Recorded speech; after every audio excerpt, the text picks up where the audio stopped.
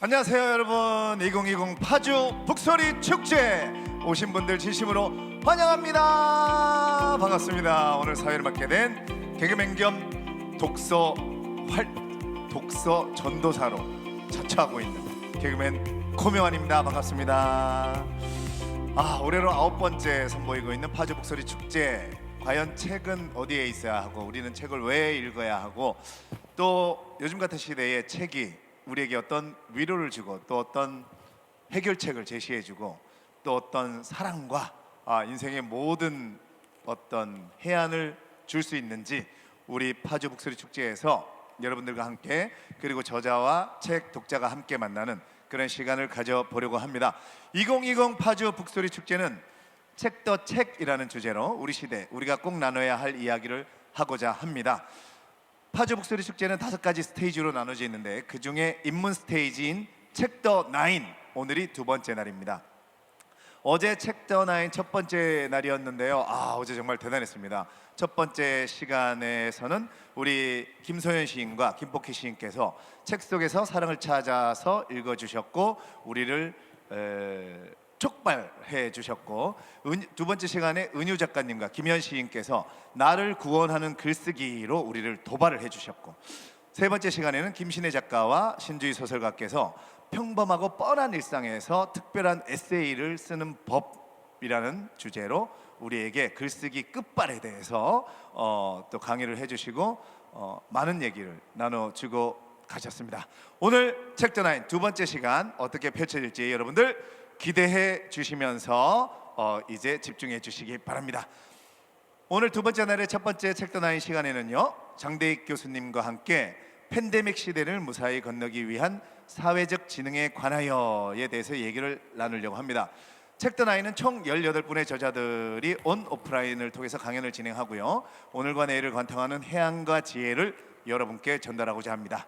더불어 촉발, 도발, 끝발이라는 3가지 키워드로 강연을 구성했는데요, 이번 시간에 만나보실 첫 번째 프로그램 촉발이라는 키워드를 가지고 팬데믹 시대인 지금을 담아내고 건너가는 시대 인식에 관하여 이야기를 나눠보도록 하겠습니다. 지금 보실 작가님은 과학과 인문학의 경계에서 공감과 소통을 바탕으로 새로운 교양의 기준을 제시하시는 진화학자이자 과학철학자이신 장대익 교수님이신데요, 제가 소개를 하는 것보다는 또 패널분을 모셔서 교수님에 대해서 소개는 좀 부탁드려 볼게요.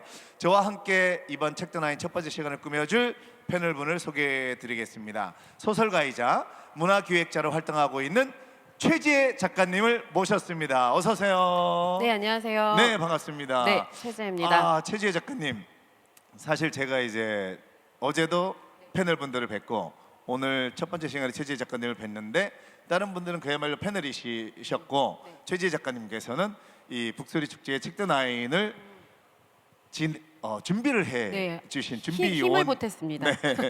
이신데 네. 준비하시면서 소감이 어떠셨나요? 네, 그 사실은 첫 번째로 바로잡고 싶은 건 패널이라 함은 뭔가 같은 분야에서 조금은 동등한 비슷한 자격을 가지고 이야기를 나눌 수 있어야만 하는데 뭐 교수님과 저는 공통점이라면은 뭐 한국인 정도 뭐 그렇습니다. 그리고 우리는 이제 영장류 영장류라는 공통점 정도밖에 없기 때문에 오늘 저는 사실은 고명환 사회자님과 함께 여러분들이 궁금해하시는 것들을 같이 해소하는 사람으로서 공동 MC 정도로 여겨주시면 또 좀 재미있는 시간을 같이 준비할 수 있지 않을까라는 생각이 들고요.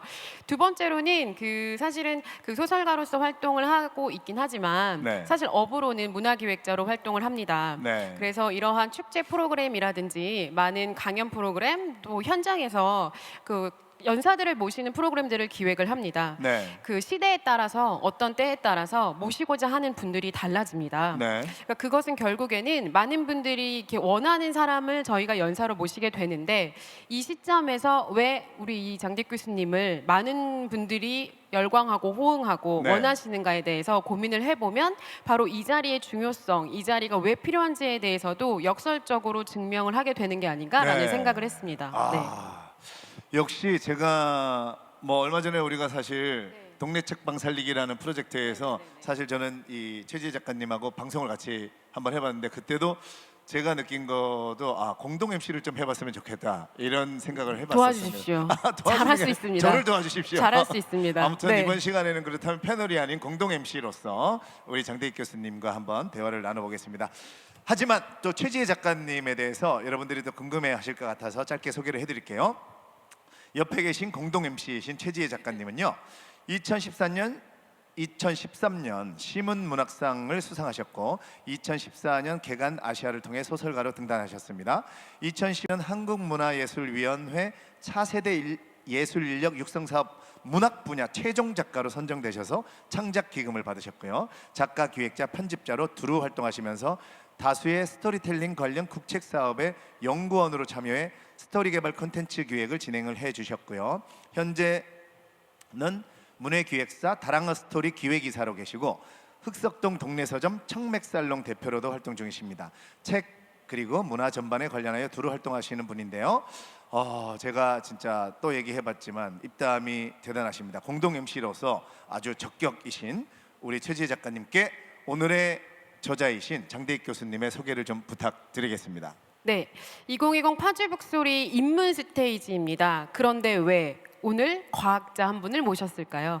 아마 아까도 고명한 사회자님께서 설명을 하신 것처럼 과학과 철학의 경계에서 인문학에 대해서 이야기를 나눠주실 수 있는 분이기 때문에 모셨습니다. 일단 장대익 교수님에 대해서 소개를 좀 해 올리도록 할게요. 카이스트에서 기계공학을 공부하셨고요. 서울대 과학사 및 과학철학협동과정에서 생물철학으로 석사 및 박사학위를 받으셨습니다. 서울대학교 행동생태연구실에서 인간 본성을 화두로 하는 인간팀을 이끌며 연구에 매진했고요. 런던 정경대에서 생물철학과 진화 심리학을 공부하셨습니다. 일본 교토대 영장류 연구소에서 침팬지의 인지와 행동을 연구했고 터프츠 대학 인지연구소 연구원을 역임하셨습니다. 현재는 서울대 자유전공학부 교수로 재직 중이십니다. 그 저서로 많은 분들께서 알고 계십니다. 다윈의 식탁, 다윈의 서재, 다윈의 정원, 울트라 소셜, 그리고 오늘 함께 이야기 나눌 사회성의 고민입니다 등의 저서를 내셨습니다. 전 세계를 누비면서 생물 철학과 진화 심리학을 연구해 오신 분이기 때문에 이렇게 멋진 교수님이기도 하지만 오늘은 저자로서 함께하게 되어서 저도 정말 크게 영광이라고 생각하고 있습니다. 네, 너무 기대가 됩니다. 네. 자, 그러면 오늘 강연 주제는 오늘은 아까 말씀드린 것처럼 사실은 팬데믹 시대를 무사히 건너기 위한 사회적 지능입니다. 저희뿐만 아니라 오늘의 이 자리도 그렇습니다. 사실은 코로나 때문에 많은 분들을 모셔서 진행을 해야 되는 그런 축제임에도 불구하고 온택트라고 해서 온오프를 겸해서 이렇게 진행을 하고 있고 많은 분들은 지금 토요일 오전 집에서 이 광경을 보시게 될 텐데 그것이 한편은 편할 수도 있지만 어떻게 해서 우리가 이렇게 빠르게 다른 상황에 적응을 할 수밖에 없게 됐는가에 대해서 한 번쯤은 생각을 해봐야 된다고 생각을 합니다. 정말 지금 딱 필요하신 맞습니다. 분이 오셨네요. 그래서 교수님께서는 이 팬데믹이 사회적 감정의 집단 전염이라고 이야기를 하고요. 불안과 공포, 타인과 타 집단에 대한 편견과 혐오, 배제와 분노로 옮겨가기 쉬운 감정이라고 이야기를 하시죠. 실제로 전 세계는 오늘도 외국인에 대한 혐오와 폭행으로 시달리고 있고 어쩔 수 없는 거리두기 캠페인으로 타인과의 감정의 거리가 점점 멀어지고 있습니다. 아마 많은 분들께서도 이런 감정을 느끼고 계시겠죠. 장대익 교수는 이것을 이해하기 위해서는 팬데믹 상황에서 무의식적으로 튀어나오는 인간의 부정적인 감정들의 어떤 뿌리를 추적해 봐야 한다고 말합니다. 아마도 이번 강연에서 사회적 감정이 집단 전염되는 원인과 해결책을 진화 심리학적 관점에서 풀어주시겠죠. 팬데믹으로 사회가 마비되고 쉽게 약자를 혐오하고 배제하는 시대가 되고 있습니다. 인간의 민낯이 그대로 더 드러나고 있는 요즘이 아닌가라는 생각을 하면서 저는 오늘 강연을 기대하고 있습니다. 인간다움을 잃어가는 시대일수록 어쩌면 우리는 더 인간다워지려는 노력을 해야 하지 않을까? 그런 생각을 하면서 오늘 이 자리에 서게 되었습니다. 오늘 강연이 기대되는 이유이기도 하고요. 함께 대화를 나누면서 이 시대를 어떻게 하면 현명하게 또 다 함께 극복할 수 있는 방법을 모색할 수 있을까? 저희는 오늘 그 이야기의 실마리라도 나온다면 아주 큰 의미가 있는 자리가 아닐까라는 생각을 하게 되네요. 최지혜 작가님의 소개를 들으니까 더욱더 기대가 되면서 저도 진짜 귀를 쫑긋, 마음을 쫑긋, 눈을 쫑긋하고 강연을 들어보고 싶은 마음이 저절로 샘솟습니다. 자, 이번 책더나인에서는 모든 강연에서 주제 도서를 함께 선정했는데요. 오늘 강연의 주제 도서는 바로 장대익 교수님의 사회성이 고민입니다. 바로 이 화면에 나오는 책인데요. 짧게 소개를 해드리면 사회성이 고민입니다는 미디어와 기술의 발달로 더 복잡해진 사회를 살아가는 현대인이 가장 큰 고민인 사회성에 대해 이야기를 하는 책입니다. 장대익 교수님이 지금까지 계속해오신 인간 사회성에 대한 연구를 일상의 고민과 접목해 친구와 대화하듯 풀어낸 것이 특징인데요. 과학이 들려주는 인간 본성에 새겨진 사회성을 알아가다 보면 우리 스스로를 좀 더 잘 이해하고 무수한 관계에 지쳐버린 삶이 조금은 편안해질 수 있다는 그런 책인데, 제가 사실은 처음에는 걱정 반 고민 반으로 읽었는데 왜요? 그러니까 어렵지 않을까. 아, 맞습니다. 맞습니다. 근데 사실은 너무 책장이 잘 넘어가고 네. 너무 금방 읽었고 네. 너무 이해가 됐고. 아까 저자 소개만 봐도 이건 내가 읽을 책이 아니야 이렇게 단념하게 되는데 그러니까요. 이 책은 달랐어요. 예. 그냥 너무 술술 읽히면서도 너무 잘 이해가 되고 명쾌하죠. 네, 네. 이 사회성, 내가 살고 있는, 내가 어떤 속해 있는 무리들, 내 주변을 둘러보게 되고, 아, 나는 또 이래서 이런 행동을 하게 됐구나, 이런 생각을 하게 되는, 너무 재미있으면서도 또 생각을 많이 하게 해주는 그런 책입니다. 자, 이제 이런 궁금증을 해결해 주실 장대익 교수님을 이 자리에 모시겠습니다. 큰 박수로 환영해 주세요. 어서 오세요. 예, 교수님. 예. 마이크 들어주시고. 네, 많은 분들이 오늘 기다리셨습니다. 저 영상으로나마 또 화면 너머에 계신 분들에게 인사 좀 부탁드릴게요. 예, 안녕하세요. 장대익입니다. 오늘 초대해 주셔서 감사하고요. 오늘 말씀들 해주신 대로 인간의 어떤 사회성에 대해서 이야기를 좀 해보려고 합니다. 오늘 이 출판 단지 이 북소리 축제에는 얼마 만에 이쪽 사실 오셨나요? 저는 여기 자주 오는 편이에요. 네네네. 저희 학생들 데리고 여기 지혜의 숲이라고 네네네. 저기 숙소도 있잖아요. 네. 그래서 같이 책도 읽고 저희 1박 2일로 뭐 북세션도 갖고 그런 적이 네네. 많이 있습니다. 그러시군요. 네, 자주 오는 곳입니다. 네. 자, 이제 교수님과 또 네. 교수님의 얘기, 저서에 대해서는 또 강연 후에 네. 또 심도 있게 우리가 얘기를 해보고, 일단은 장대익 교수님께 팬데믹 시대를 위한 사회적 진흥에 대한 강연을 요청해 보겠습니다. 여러분 화면 뒤에서 큰 박수를 보내주시기 바랍니다. 예, 감사합니다. 네. 방금 소개받은 장대익입니다. 전 서울대학교 자유종합부에서 학생들한테 인간 본성, 또 과학의 본성 뭐 이런 것들을 가르치고 있고 연구하고 있습니다. 사실 사회성이 고민입니다라는 책을 쓰면서 인간의 사회성이 얼마나 중요한가, 우리 관계가 얼마나 중요한가, 근데 이 현대 사회를 살아가면서 얼마나 이 관계 속에 지치는가, 뭐 이런 얘기를 했었어요. 근데 팬데믹이 오니까 그 관계가 너무너무 그리운 거죠. 예전에는 너무 지쳐가지고 약간 좀 혼자 있고 싶다, 사회성이 고갈되고 뭐 그랬던 어떤 문제였다면, 이 책이 나오고 또 팬데믹이 오고 나서부터는 사실 관계에 대한 그리움, 뭔가 더 함께하고 싶은 뭐 이런 것들이 있고요. 또 그 이면에는 인간의 어떤 이 팬데믹 상황에서의 어떤 그 부정적인 감정, 특히 혐오와 경계, 배제 이런 심리들이 또 작동하고 있습니다. 그래서 오늘 한 30분 정도 제가 이 책의 모든 부분을 소개해드릴 수는 없고, 또 팬데믹이 온 후에 이 인간 사회성의 되게 중요한 측면이 부정적인 측면, 다시 말해서 인간의 어떤 혐오 현상에 대해서 조금 얘기해보는 시간을 갖도록 하겠습니다. 예, 이제 코로나19가 지금 오늘도 이제 뭐 300명이 넘었고 지금 단계를 격상하려고 하고 있고 되게 힘들지 않습니까? 근데 다들 전문가들한테 묻는 질문이 도대체 언제 끝나느냐라고 하는 건데요. 사실 5월 달에 이미 많은 곳에서 이거 금방 끝나지 않을 것이다, 내년에 한 번 더 피크가 더 크게 올 것이고 심지어 이번 가을에 엄청난 피크가 올 것이다, 이렇게 예측한 사람들이, 전문가들이 많이 있습니다. 그때 사람들도 믿지 않았어요. 곧 사라지겠지, 뭐 이게 그렇게 길게 갈까? 근데 지금 우리가 현실을 마주하고 있습니다. 아마 내년 정도까지는 전문가들에 따르면 쉽게 사라지지 않을 거라고 생각하고 있고요. 백신이 개발되고 있어서 되게 좋은 뉴스긴 합니다만 그렇게 쉽지는 않습니다. 그리고 점점 더 지금 뭐 사그라들고 그런 게 아니라 점점 더 지금 보면 뭐 6천만, 7천만을 향해서 전 세계의 감염자들이 점점 늘어나고 있죠. 그렇기 때문에 우리 일상이 변화되고 있고 학교 같은 경우에는 저렇게 아크릴판으로 서로 이렇게 막아놓고 서로 침이 튀지 않게 하는 거지만 뭔가 저 광경을 보면 저 현장에 있다 보면 우리 사이에 뭔가 장벽이 있는 게 아닌가라고 생각하게 만드는 그런 지금 새로운 정상적인 상태, 뉴 노멀을 살고 있습니다. 도대체 정말 뉴 노멀이 뭘까요? 이런 고민들을 하게 됩니다. 자, 근데 역사학자들은 조금 길게 보는 거죠. 또 진화학자들은 더 길게 봅니다. 항상 질문하는 것은 이런 일들이 과연 이번에 처음인가? 라고 하는 거죠. 당연히 처음이 아닙니다. 팬데믹은 사실 굉장히 인류 역사를 통틀어서 여러 번 진행되었던 그런 순간들이죠. 화면이 꺼졌는데요. 예. 네.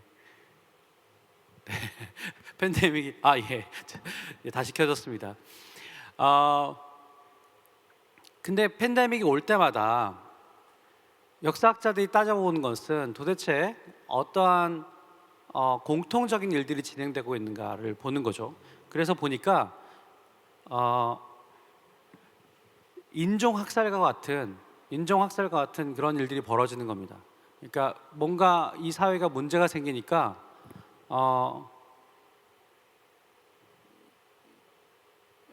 이게 작동을 하지 않습니다. 되나요 이제? 이게 팬데믹 상황에서 흔히 벌어지는 그 응급 상황이죠. 자, 다시 한번 살펴보겠습니다. 이제 팬데믹은 처음이 아니고 그리고 역사는 반복된다라고 역사학자들이 얘기하고 있고 그 역사의 반복의 패턴을 보니까 인종학살과 같이 도대체 누가 이런 문제들을 만들었는가라고 하는 그 당시에는 바이러스에 대한 개념이 없고 세균에 대한 개념이 없으니까 이런 식으로 이 문제의 원인을 다른 사람에게 타 집단에게 규인하는 거죠. 분명히 잘못된 것이지만 예를 들면 흑사병이 돌았을 때 흑사병은 세균 때문에 벌어진 일이긴 합니다. 흑사병이 돌았을 때 유태인들이 우물에 독을 탔다라는 식으로 얘기를 하면서 그들에게 핑계를 댔죠. 그래서 엄청난 학살이 있었습니다. 물론 지금은 학살은 일어나지 않아요. 우리가 누구를 죽이고 어떤 책임을 지고 그 집단을 학살하게 되면 전 세계에 비난을 받고 말도 안 되는 일이라고 생각하기 때문에 이렇게 진행되진 않습니다만 가만히 보시면 일상에 벌어지는 폭력들이 있습니다. 올해 2월 달이었던 걸로 기억하는데요. 런던에 싱가포르 유학생이죠. 싱가포르 유학생이 길거리를 가는데 이제 중국에서 바이러스가 건너왔다고 하니까 이 영국의 두 젊은 청년, 왼쪽에 있는 두 젊은 청년이 가서 폭행을 했어요. 모르겠어요. 이 두 청년이 얼마나 원래부터 폭력적인지는 모르겠으나 팬데믹이 없었다면 이런 어떤 그 전염병이 창궐하지 않았다면 이런 일이 벌어지지 않았을 가능성이 있죠. 이런 인종 혐오 현상들이 사실은 오늘도 일어났고요. 어제도 일어났고 지금도 계속돼서 벌어지는 그런 현상입니다. 예전 같으면 이런 일들에 대해서 되게 분노했을 거예요. 근데 요즘 지난 팬데믹이 시작되면서부터는 약간 뭐랄까요? 이거에 대해서 그럴 수도 있지라고 하는 생각들이 실제로 있는 것 같습니다. 그래서 역사학자들의 어떤 공통적인 패턴을 그들이 뽑아낸 공통적인 패턴을 보면 팬데믹은 두 가지 공통적인 사실인 하나는 인지적 혼란과 정서적 혐오를 그런 발생시킨다라고 하는 거죠. 자, 그래서 오늘 좀 살펴볼 거는 그 중에서도 이 정서적 혐오에 대해서 좀 얘기를 해보려고 그래요. 정서적 혐오라는 것이 왜 지금 팬데믹 상황에서 왜 사람들이 막 점점 그런 혐오들을 느끼고 있고 예전 같으면 그거를 억제하려고 그러는데 그러지 않는가?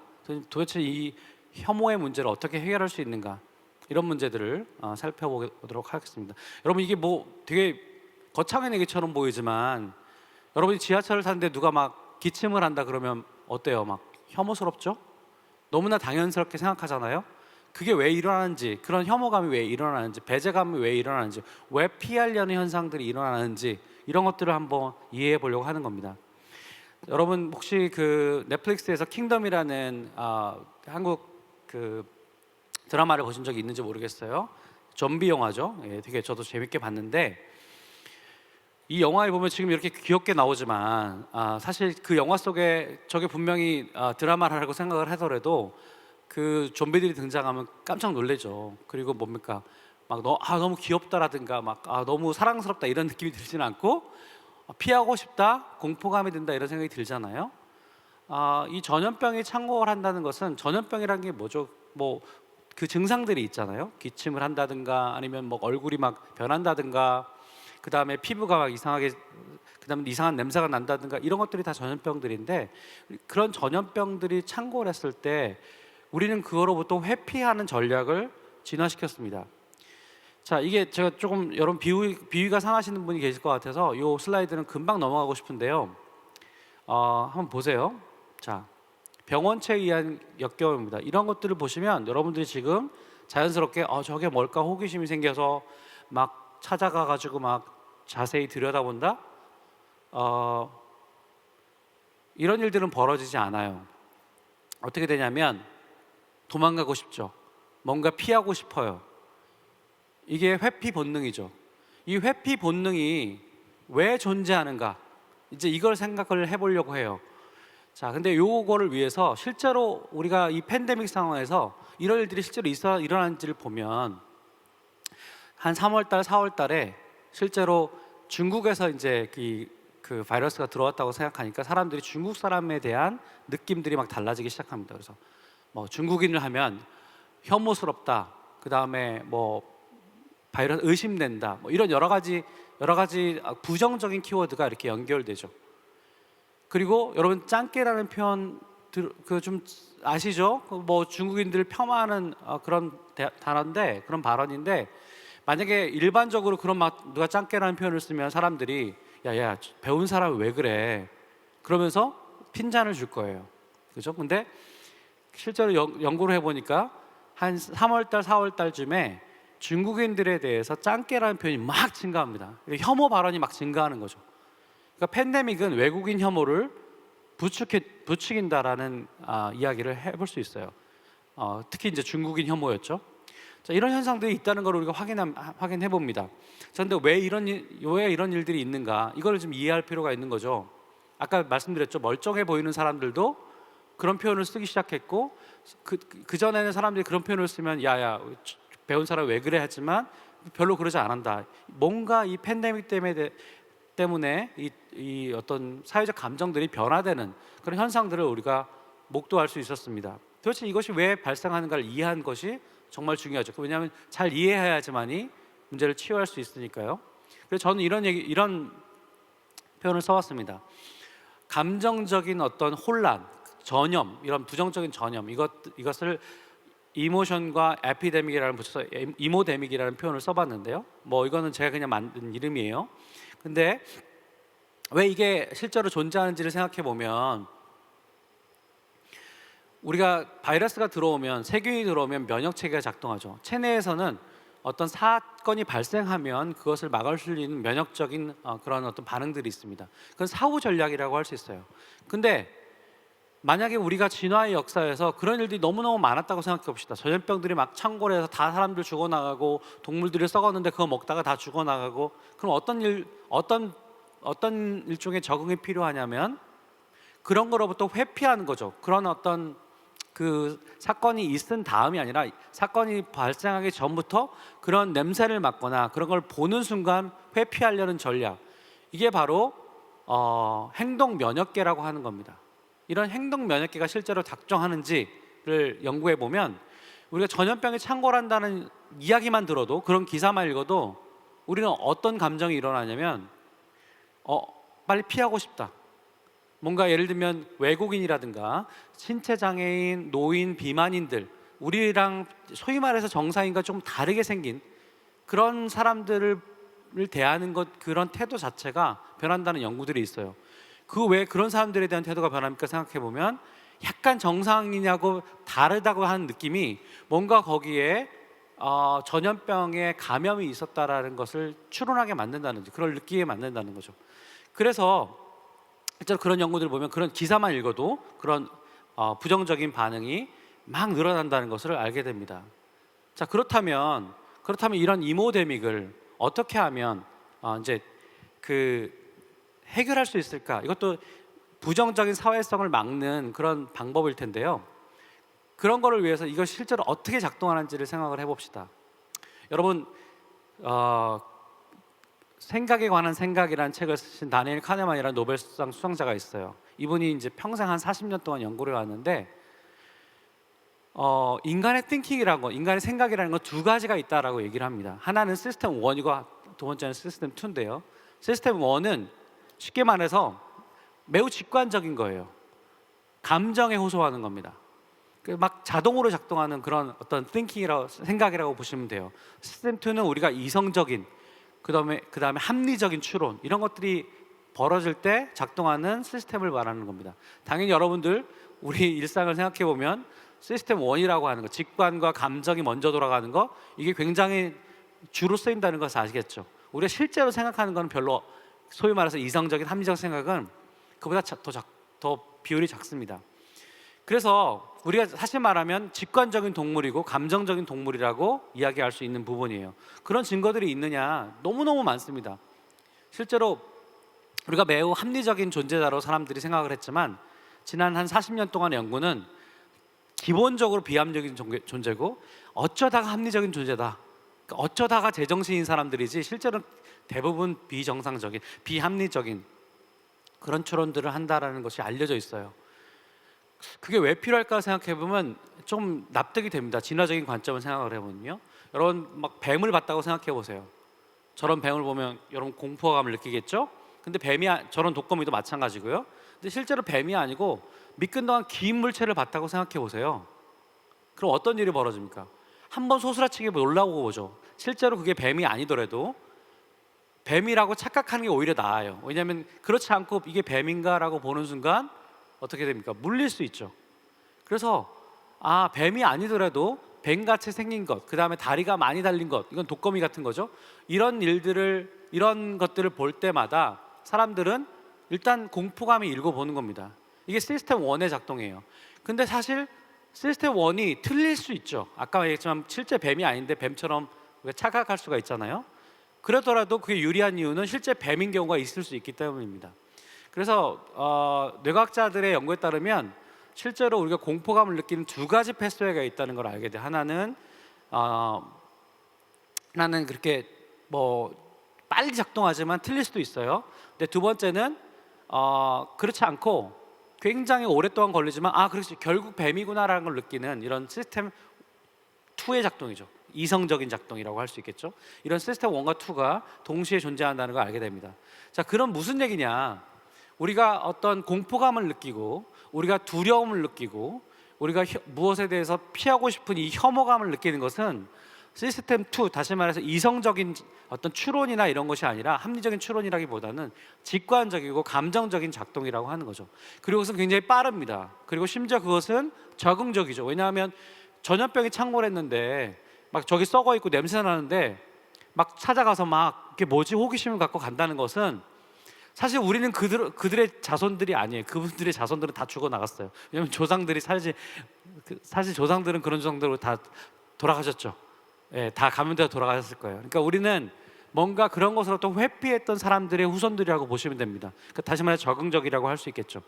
자, 제가 말씀드리고자 하는 것은 우리가 지금 혐오감에 막 일고 있다. 이게 되게 나는 그런 사람이 아닌데 나 배운 사람인데 이렇게 생각하지만 실제로 그거와 상관없이 우리의 감정은 직관은 막 작동하고 있다는 거예요. 그걸 첫 번째 이해하는 게 중요합니다. 그리고 그 직관들은 전염력이 굉장히 강합니다. 그래서 누가 놀란 거를 보면 여러분들 누가 보더라도 생각하지 않아도 같이 놀래죠. 누가 피하면 같이 막 피하잖아요. 이 집단 감정적인 부정적 감정의 집단적인 감염, 이걸 제가 이모데믹이라고 표현한 겁니다. 자, 그러면 첫 번째, 우리는 자연스럽게 그렇게 진화해 왔다. 되게 조금 지금 현대 사회에서 그 문제를 그런 식으로는 풀 수 없잖아요. 지금 누구를 배제한다고 팬데믹 상황에서 누구를 혐오한다고 문제가 해결되지 않는 거 아시죠, 여러분? 그만큼 복잡해졌고 관계가 되게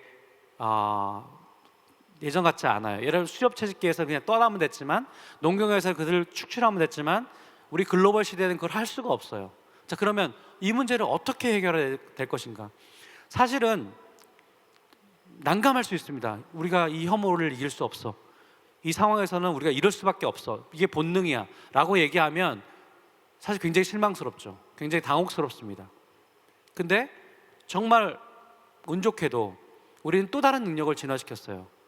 그것은 인간의 공감력입니다. 이게 지금 제가 오늘 이 강의에서 힘주어서 말씀드리고자 하는 부분이고요. 이 공감은 매우 사회적인 행동이죠. 매우 사회적인 일종의 작동이라고 보시면 됩니다. 공감이 뭔지는 너무 잘 아실 텐데요. 제가 조금 더 정교하게 말씀드리면 공감은 크게 두 가지를 얘기할 수 있습니다. 하나는 감정이입이에요. 다른 사람의 감정에 전염되는 겁니다. 다른 사람의 감정에 가보는 거죠. 그 다음에 또 한 가지 역지사지입니다. 이게 무슨 얘기냐? 여러분, 옆집에 있는 강아지가 울면 여러분 강아지도 울죠. 여러분도 슬픈 드라마의 슬픈 장면을 보면 여러분도 막 눈물이 그냥 쭉쭉 주룩 흐릅니다. 이거는 무슨 뭐 생각을 해서가 아니라 그냥 그런 감정이 저염되는 거예요. 다시 말하면 모든 포유류들이, 뭐 영장류는 말할 것도 없고, 모든 포유류들이 공통적으로 경험하는 이 공감, 감정이입, 감정의 전염, 이거는 다 갖고 있어요, 포유류들이.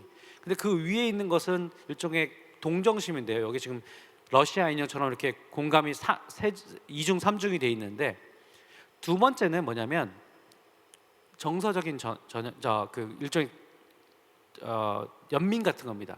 동정심 같은 거예요. 막 수컷 침팬지끼리 엄청 싸우거든요. 싸우고 나면 늘 이긴 놈이 진 놈의 등을 두드려줘요. 너 져서 기분 나쁘지? 라고 하는 겁니다. 이런 동정심은 침팬지도 갖고 있어요. 근데 우리 인간이 갖고 있는, 정확히 말하면 인간만이 갖고 있다고 감히 말할 수 있는 게 뭐냐? 그것은 추론 능력입니다.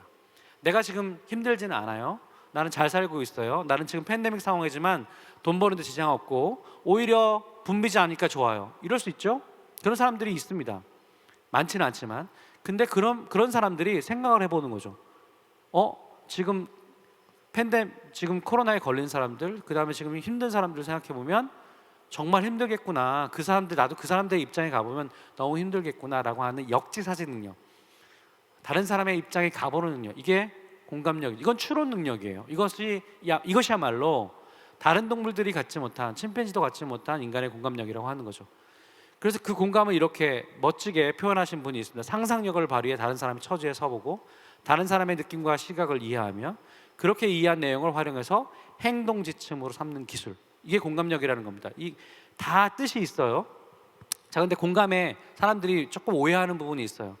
누가 승진했어요. 같이 입사했는데 누가 먼저 승진했어요. 그러면 참 약간 묘하잖아요. 축하해주고 싶기도 한데 약간 질투심도 느껴지고. 근데 그 사람이 정말 기쁠 거 아닙니까? 그 사람에게 연민을 느낀다, 그 사람에게 측은함을 느낀다, 이렇게 표현을 못 하잖아요. 더 정확한 표현은 그 사람의 기쁨에 공감한다는 건 얘기할 수 있죠. 다시 말해서 공감은 그 사람이 고통에만 가는 게 공감이 아니에요. 그 사람의 감정 상태에 오롯이 가는 게 공감력입니다. 그래서 더 힘든 겁니다. 어떻게 보면 누가 잘못되면은 그래 슬퍼해 줄 수는 있어요. 근데 누가 잘 되면은 같이 기뻐해 주기는 사실 어렵죠. 그래서 이 공감 능력은 굉장히 고도의 사회적 기술이라고 할 수 있습니다. 이 공감의 세 가지 유형을 조금 더 살펴보면 우리가 조금 더 명확하게 이해할 수 있는데요. 한 5년 전쯤에 저 여러분 끔찍한 사진을 보여드려서 좀 죄송합니다. 저 아이는 크루디라고 하는 아이인데요. 시리아 난민이었어요. 지금 그리스의 한 해변에 저렇게 쓸려와서 죽어 있는 모습입니다. 저거를 누군가 사진 기사가 찍어서 전 세계 언론에 타전을 했어요. 전 세계 발칵 뒤집혔습니다. 도대체 이민법이 뭐길래 저 아이들을 저렇게 죽이게 만드느냐. 그래서 유럽에는 이제 그 시리아 난민들이라든가 난민 정책이 굉장히 중요하지 않습니까? 그래서 그 당시에 한 5년 전에 저 아이 사진 때문에 강렬하게 반응들이 일어나서 독일의 난민법들이 바뀌고 유럽의 난민법들이 조금 풀어지게 돼요. 받아들이자, 이렇게 됩니다. 자, 이것은 그냥 보고만 있어도 감정이입이 들죠. 너무 슬퍼요. 분노도 일어납니다. 이거는 그냥 가만히 있어도 벌어지는 현상이에요. 강렬하긴 하지만. 자, 근데 이게 장점도 있지만 단점도 있어요. 오래 가지 못해요. 그러고 나서 한 5년 후에 지금 난민법은 거의 누더기가 됐습니다. 왜냐하면 그들이 또 문제를 일으킨다고 사람들이 생각합니다. 그래서 바뀌었어요. 자, 우리가 정말 필요한 공감력은 어떻게 보면 아주 냉철한 사고가 필요할지도 모릅니다. 올해 초에 호주에서 지금 중국인들을 위해서 같이 행진을 하는 그런 일들이 있었는데요. 왜냐하면 중국인들의 혐오가 막 늘어나니까 야 얘네들이 바이러스가 아니거든. 우리랑 같은 시민이야 그러면서 같이 호주 시민들이 같이 행진을 해줬습니다. 이런 거는 행동적인 공감이죠. 그냥 분노만 일어나는 게 아니라 정서만 막 그 현저하게 활성화되는 게 아니라 뭔가 행동으로 변화되는 거. 이게 인지적 공감, 행동적 공감이라고 얘기할 수 있고요. 행동적 공감은 정책을 바꾸고 제도를 바꿔서 그걸 끝까지 유지하는 거. 이런 것들이 다 공감의 3단계라고 그다음에 3가지 유형이라고 할 수 있습니다. 자, 그래서 우리가 인간을 어떻게 정의할 수 있냐면 인간이 뭐 굉장히 다양한 특성들이 있지만 그 중에서도 이 공감의 측면에서 다른 동물들과는 굉장히 확연하게 다르다. 역지사지할 수 있는 거의 유일한 종이다. 이렇게 얘기를 하면서 이것이 인간이 갖고 있는 어떤 독특함이다. 얘기하는 연구자들이 굉장히 많죠. 왜 그런가를 생각해 보면 우리 인간의 삶이라는 것이 영장류의 삶 중에서도 좀 독특해요. 영장류는 한마디로 사회생활하는 종입니다. 집단생활하는 종인데 근데 그 중에서도 인간은 가장 그 집단이 복잡하고 그 사회가 복잡하고 정교하고 커요. 그러다 보니까 그 사회생활이라는 게 꼭 장점만 있는 게 아니잖아요. 누군가 배신을 하면 그걸 무마시켜 주려고 노력을 해야 되고요. 그 다음에 협업을 하려면 누구 잘 맞춰줘야 되죠.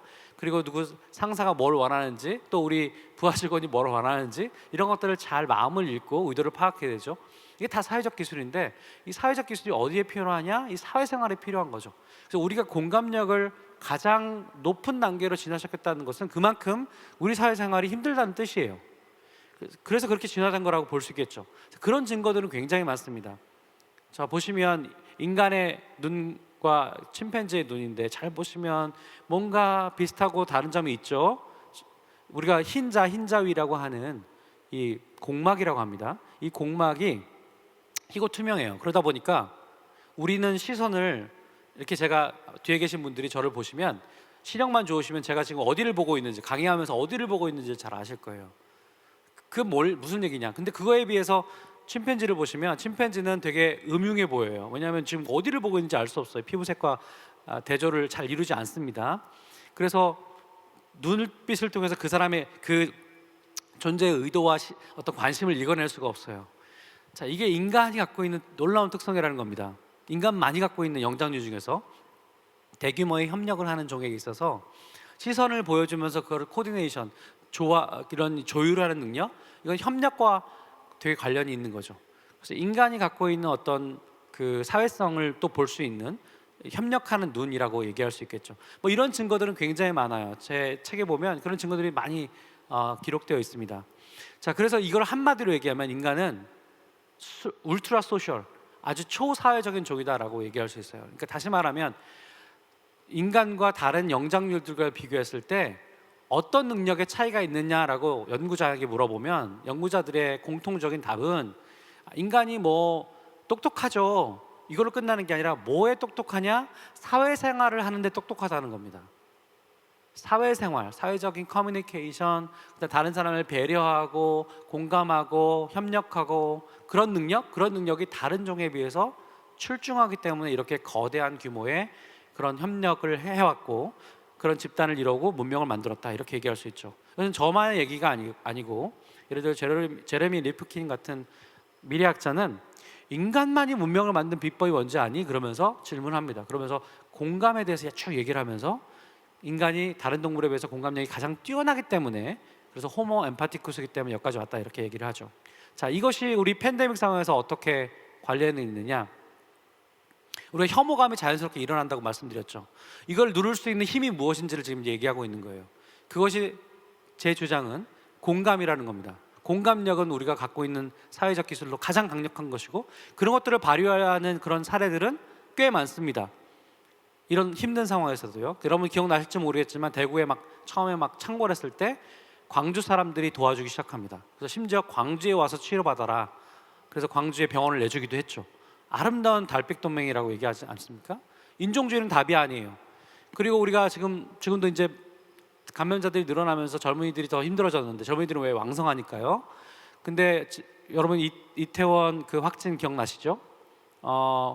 뭐 클럽에 가서 놀 수 있어요. 근데 마스크를 아마 이 확진을 막으려면 그 감염을 막으려면 그래 내가 춤을 추고 싶긴 하지만 그래도 마스크는 껴야겠어. 이렇게 했다면 아마 그 당시에 확 창궐 하진 않았을 거예요. 다시 말하면 공감력은 도덕적인 상상력이라고 할 수 있습니다. 다른 사람이 어떤 피해를 보는 거에 대한 상상력이죠. 자, 이런 일들을 우리가 지금 공감력을 발휘할 수 있는 대목이고요.